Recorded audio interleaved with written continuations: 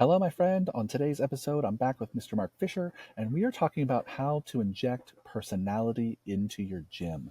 If you have been thinking a little bit about your personal brand as a gym owner and how to get more of yourself reflected into the brand of your gym, into the personality of your gym, this is a great episode for you. Mark Fisher Fitness is kind of famously a big personality gym, but even if your mascot isn't a unicorn, this episode has lots of tips and tricks for how to bring some color and some defining personality to your brand.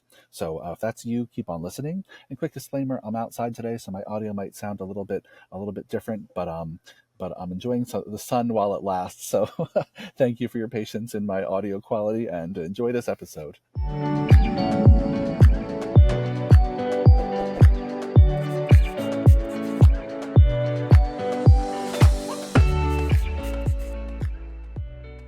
Hello, fitness business nerds. What's up? Welcome to another episode of the Business for Unicorns podcast. Before we jump into my conversation with Fisher today, I just want to let you know that we have a fantastic webinar coming up in a few weeks. It's called the Gym Lead Blueprint. It's not a webinar, it's a master class. I don't do webinars. That as well.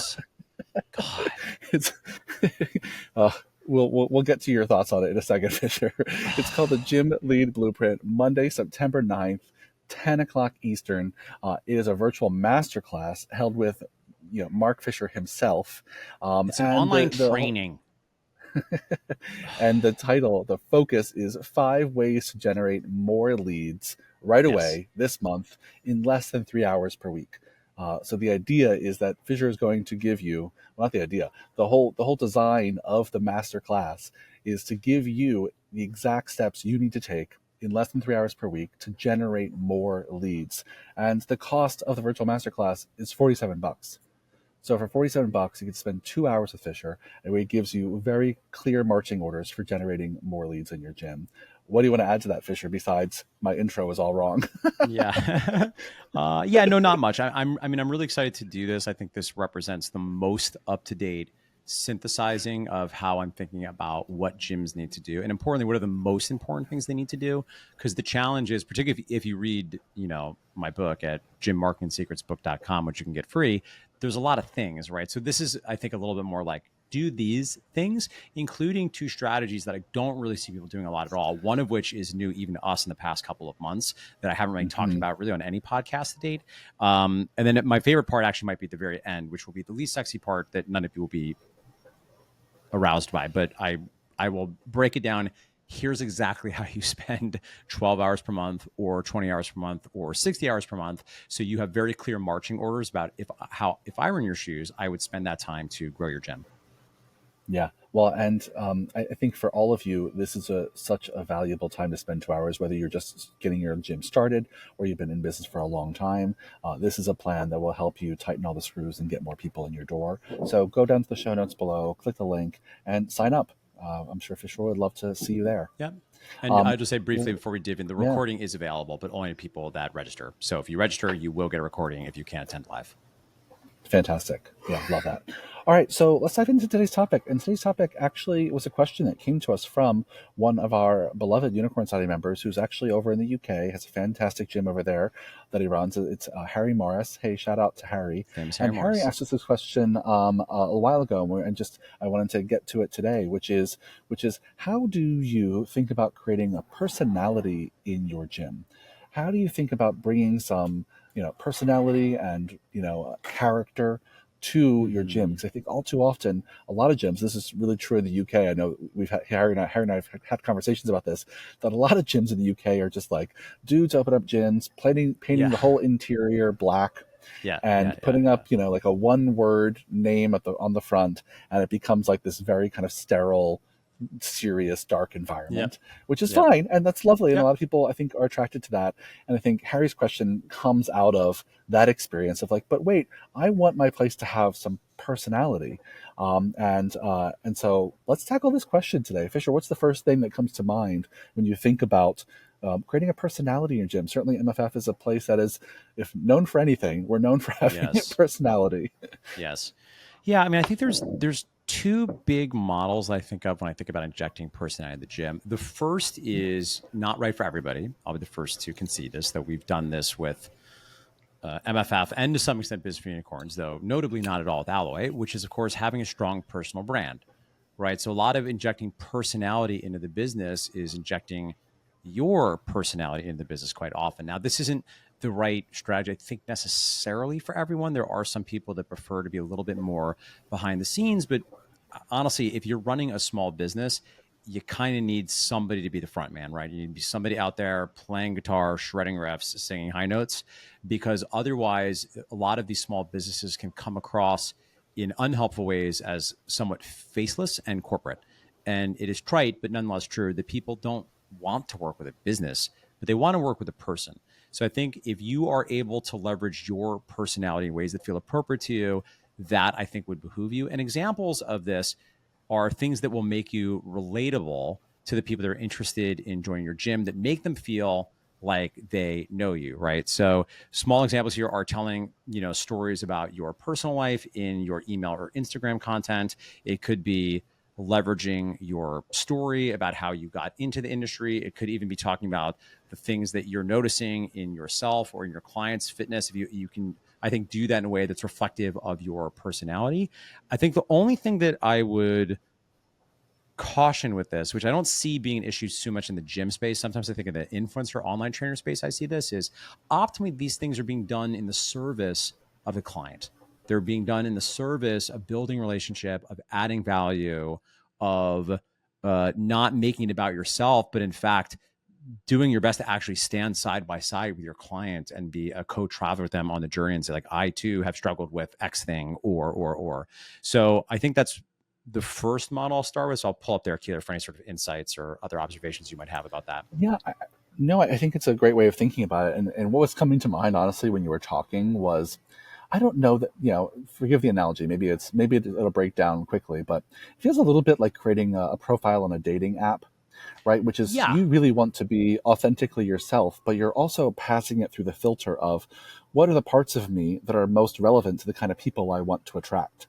And can I shine a light on like those parts of myself that are real to me and authentic, but also, appeal to the kind of people that I want to either date or Yep. have as clients or have as team members, right? And I think that is a great way to kind of leverage a personal brand and a personal reputation.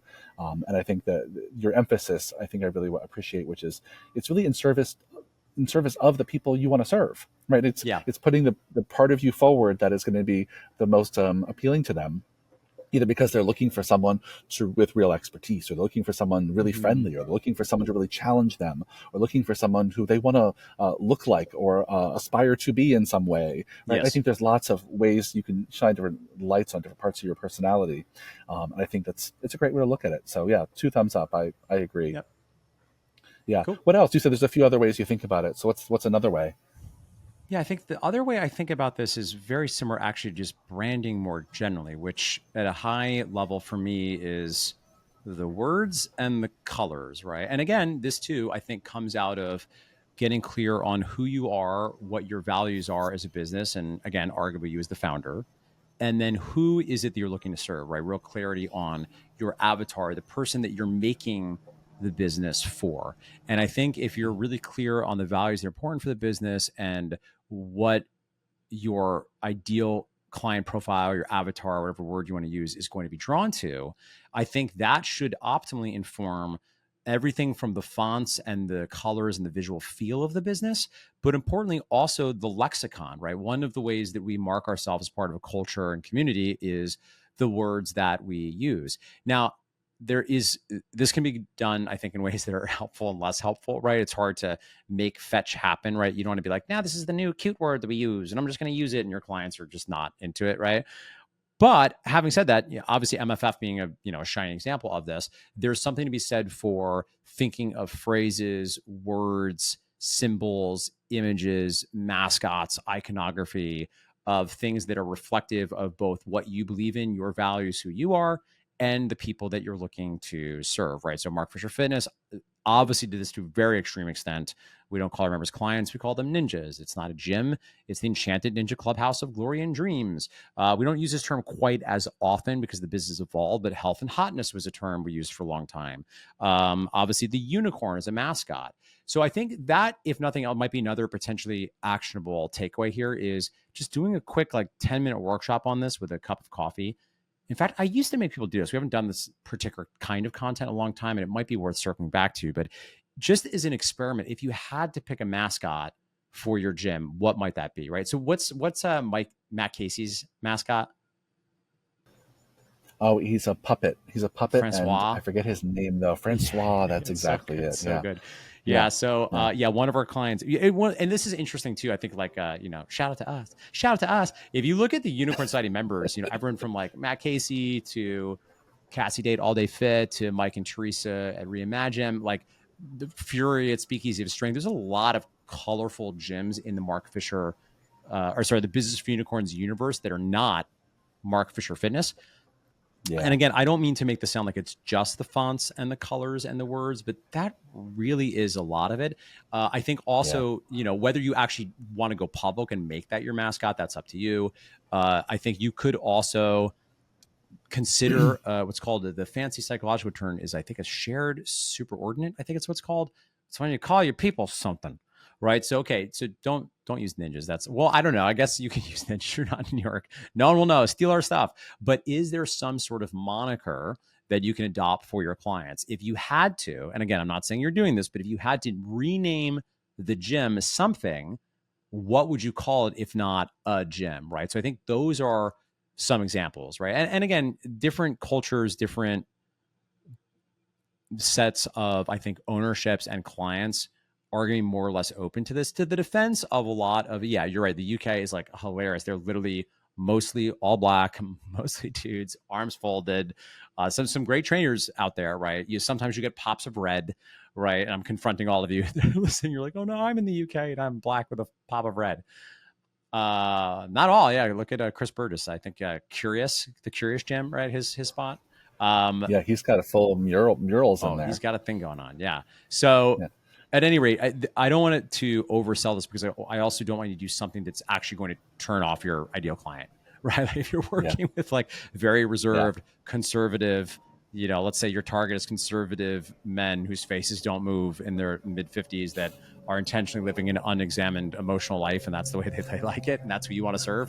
Maybe if you don't want to go too hard on the Pegasus, but I do think if nothing else, just going through that experiment is value. And I'll give you actually one other exercise here that maybe doubles back a little bit on the personal brand. And I did this once with a coach that I worked with, shout out to Takimar. I thought this was really useful, where he had us go through an exercise where you had to identify all your cameo characters, he called it, right? So if you think about like a show like Seinfeld, immediately, who else is there besides Jerry? Like immediately, even I don't even watch Seinfeld, right? You'll know it's Elaine and Kramer and Newman, right? So who are your side characters? So if you think through where are the places that you are, what are your hobbies, what are the foods that you love? If you have an animal that you can sort of bring into this, right? Another like old school direct marketing move that people do from time to time is they write an email from their child or they write an email from their dog, right? As a sales email. So those are just some ideas. And again, I'm not suggesting you do any of them literally, but some things I think to play with, and there might be something for you to actually implement. yeah. I think those are all great, Fisher. I want to just like yes and all of those, and maybe just add like one or two more considerations that are probably adjacent to what you shared, but just maybe a different flavor. Is I think long term, starting with you as the owner, I think is a great way to think about it. Or starting with like the brand that you want to that makes sense for the people you want to attract, I think is a great way to think about it. I will say over time, if you're a gym that winds up having a larger team of trainers, your long-term reputation is really driven by people's experience with your people. Right, what people think and how people think and feel Yeah. about your gym really long term when you have a training team becomes about, excuse me, becomes about their relationship with the people they interact with when you're Mm-hmm. at your gym. So I think, when you're thinking about creating a personality, you're creating a personality at your gym every time you hire someone. Yes. Every time you hire someone, it's a choice about another ingredient you want to add to the soup of your gym's Yeah. personality. And so I think thinking through, at the very least, we talk about all the time that there's a values alignment. There's people who showing up in a similar way in the world, and that they have similar things that they care about. That I think that's useful to make sure there's some consistency in the personality you're developing as a team, and making sure that obviously you fire fast when there's people who are really Yep. not fitting in, and creating a personality or a vibe or an experience that doesn't fit with what you want. Because I think people remember the interactions they have above all else. So I want to do a shout out to that. I think that same goes for your Yeah. clients. I mean, obviously, every time you let a new client in the building, you're letting in another personality that contributes to the feel of what it feels like to be in your gym. And there's some clients that gotta go who rub people the wrong way, or don't like to follow the rules. And there's some clients who add a new and magical flavor to your gym's personality that you never would have expected or looked for Right. before, but they completely change the vibe. And that can be okay too. Yeah. So we say all of this to say there's no one way to think about injecting personality in your business, because it is this kind of complex stew of a lot of factors. But I think, I love that you started, Fisher, with like you as the owner, or you as the leadership team, or mostly the owner for the people listening, is if it doesn't feel congruent with who you are, Yeah. then it's not, none of that, the rest of it's going to make sense. So if it doesn't start with something that feels right to you, that's a space that you like to be in, that represents your interest and your approach in some ways to fitness, and is attractive to your avatar, nothing else matters. But over time, you'll maintain that look and feel in some way by making sure that the clients you invite in and the team that you hire are also kind of aligned Yeah. with that vibe. Yeah, what would Yeah. you add to that? Yeah, I think, that's another thing that I do think in retrospect we did a very good job of outside the gate. I recall the very first meeting we had, right, where, famous, you came in with like a PowerPoint because like, well, we're going to do gym. Well, I guess we got to get clear on our values and mission, right? And you were the one that first codified, let's call them all ninjas, right? And that, I think, if you are to do this exercise that I had suggested, there is a next step you're looking to implement, which is really getting the team on board, right? And making sure they're down with it. Because if I was the only person that was calling them ninjas, that would have been the end of it. But people were really singing from the same songbook. And I think we did a pretty good job of making clear to everyone how we were codifying things. And in fact, I can remember in those early days, one of the Yeah. very strange, but useful, but in retrospect, hilarious conversations was when was something Mark's bit that Mark was going to do as one of Mark's bits, Mm, or when were we going to adopt it and we were all going to say this thing, right? So, yeah. I want to give you examples of my bits because they're mostly not appropriate for 2024, but a lot of the bits we held on to, which you might have heard if you're a long time B4U or MFF lover, things like giving the positions of the body names, right? Instead of anterior rib cage flare, rib cage boner, instead of anterior pelvic tilt, porn star. But even beyond that, I think we even adopt, and this I think is another thing that most of you could consider doing as part of how we reflect the values and the words that we use, adopting whatever phrases are that work for you. And to your point, Killer, a Yeah. number of the trainers brought forth things, right? Yeah. And again, they were Totally. often adopted, frankly, from personal involvement books. Or I'm not saying that almost any of it was thought up by us, but things like "Who do you want to be today?" or the Yeah. various inspirationy things we'd say at the end of the class that Brian Patrick Murphy or Stacey Jackson would bring in became Yeah. part of our shared lexicon. And then eventually we would codify them, not only because we were drafting off of each other in an organic way, but we would in some cases like literally paint them on the wall, right? We would literally do Hmm. things to really make them a part of the physical space.